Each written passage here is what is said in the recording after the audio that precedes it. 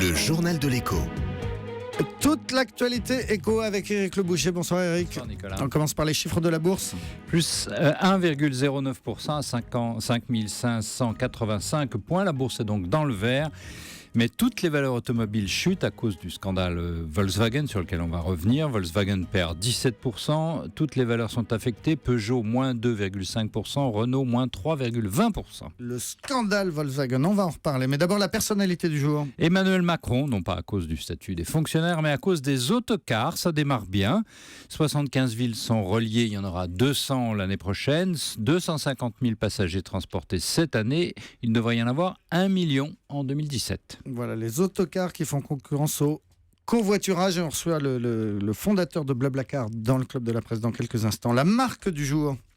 C'est Deutsche Telekom qui a passé un accord avec la compagnie de satellite Inmarsat pour offrir une connexion 4G à tous les passagers dans les avions en Europe.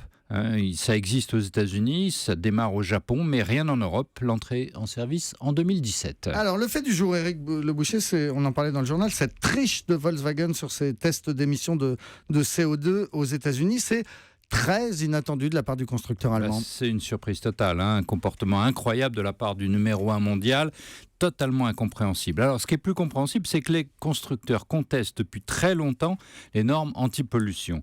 Ils les jugent qu'ils changent trop souvent, ils les jugent irréalistes, les règlements sont en retard, et ça correspond, disent-ils, à des objectifs plus politiques qu'industriels. Mais on pensait donc qu'ils contestaient, pas qu'ils trichaient. Donc voilà, la démonstration est faite.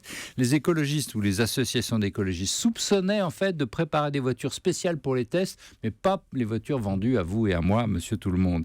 Eh bien, c'est le cas, ou c'est à peu près le cas. Donc par un dispositif, Volkswagen s'arrangeait pour répondre aux configurations dans les tests, mais pas sur la route. Voilà, c'est assez ahurissant.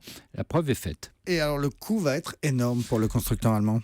Pour le coup, Volkswagen est condamné. Il a reconnu les faits. 500 000 voitures vendues entre 2009 et 2015 vont être rappelées. Le groupe arrête la commercialisation de diesel Volkswagen et Audi aux États-Unis.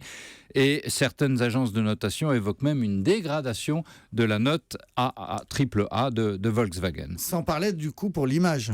La loi, même contestable, même contestée, est la loi. Et donc, toutes les multinationales ne peuvent plus se permettre de prendre des risques comme ça avec leur image. Les groupes doivent être propres, ils doivent être bons pour la planète, doivent même être éthiques. Et ils dépensent des milliards en communication pour se donner une image de bons citoyens du monde. Cette affaire Volkswagen montre un comportement véritablement de gangster qui vient briser en somme tous ses efforts. C'est incroyable naïveté de la part de Volkswagen parce qu'on le sait bien que tout se sait grâce à Internet. Mais enfin, cette affaire est très mauvaise pour les marques allemandes et très mauvaise pour toutes les grandes marques mondiales.